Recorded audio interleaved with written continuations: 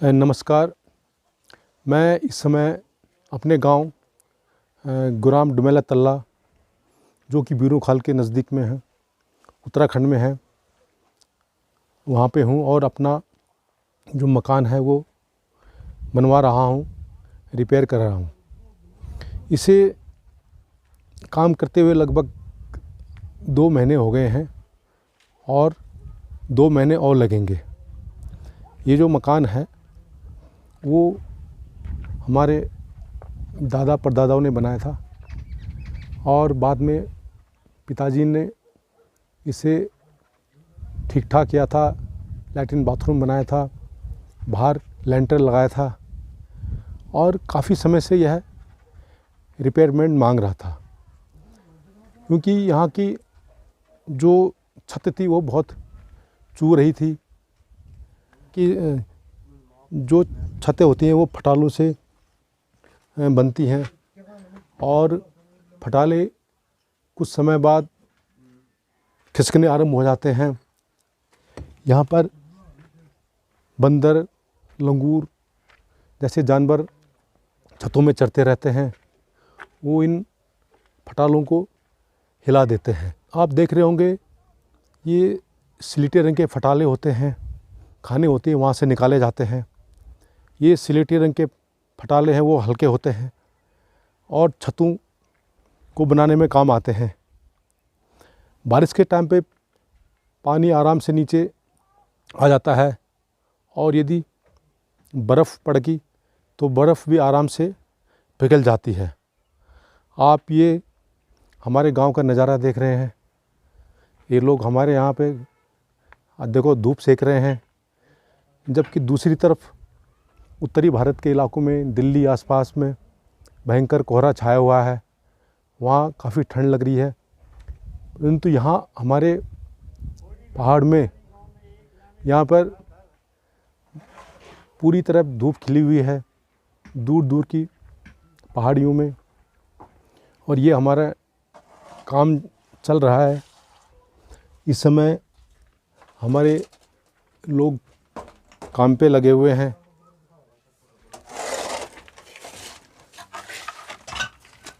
ये काम लगभग अभी 2 महीने और लगेंगे। ये हमारे भाई साहब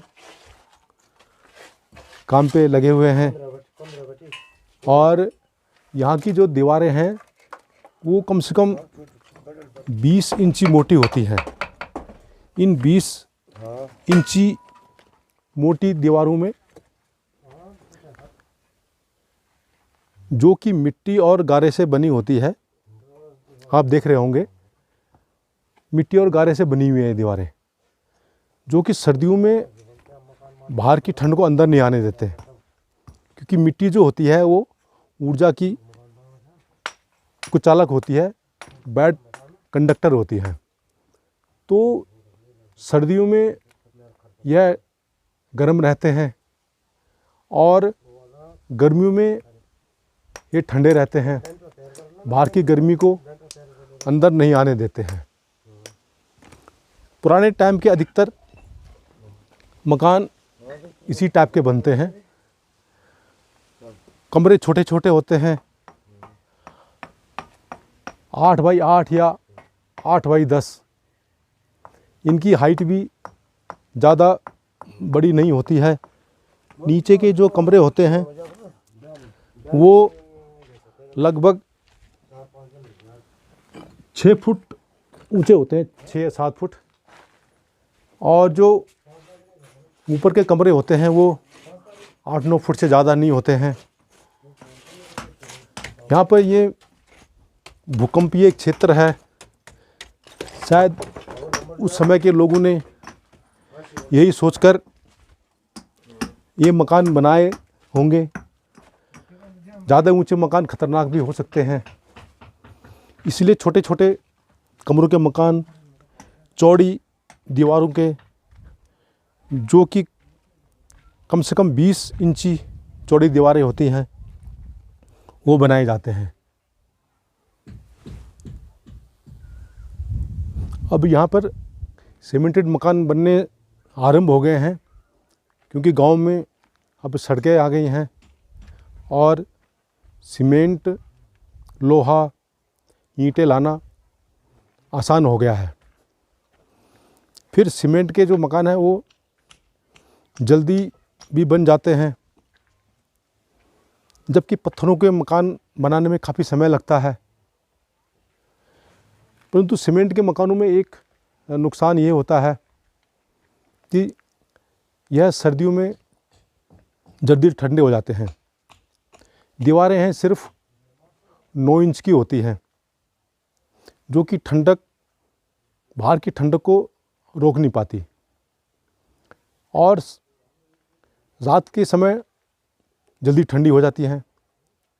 इसी प्रकार गर्मियों के टाइम पे ये दीवारें हैं वो जल्दी गर्म हो जाती हैं। ऊपर का लेंटर है वो एकदम गर्म हो जाता है और फिर गर्मी देता है। परंतु समय के साथ, परिस्थितियों के साथ अब लोग हैं वो अधिकतर सीमेंटेड मकान ही बना रहे हैं और पंखे लगा रहे हैं।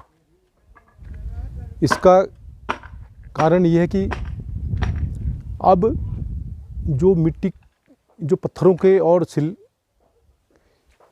इन स्लेटी नुमा फटालों के मकान बनाने महंगा होता है, क्योंकि फटाले अब मिलते नहीं हैं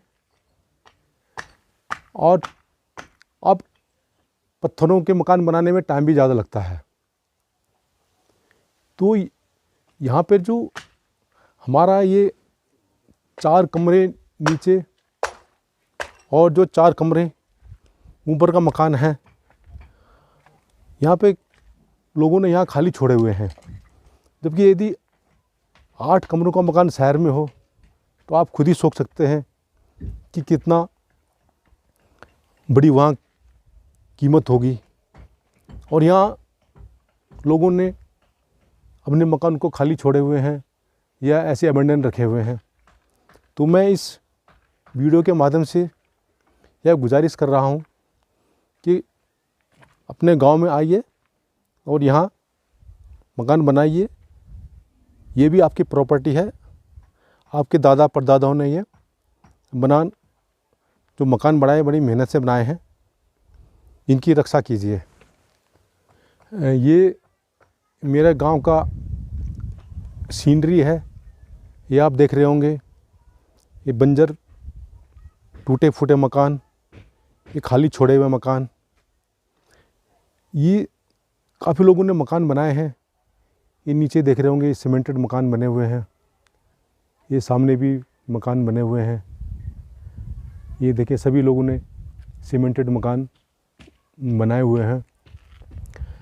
मैंने पिछले वीडियो में बताया था कि एक समय हमारे गांव में लगभग 280 परिवार रहते थे और पिछले 35-40 सालों में इतना भयंकर पलायन हुआ है कि मात्र अब 40 परिवार ही रह गए हैं। आजकल एक तो भयंकर सर्दी पड़ रही है, तो लोग इस समय शहर में चले जाते हैं और फिर गर्मी पड़ने पर अप्रैल मई के माह में यहाँ पर आते हैं और फिर अपने मकानों में रहते हैं। ये मकान इसलिए छोड़े हुए हैं क्योंकि यहाँ पर इन लोगों को रोज़गार नहीं मिला।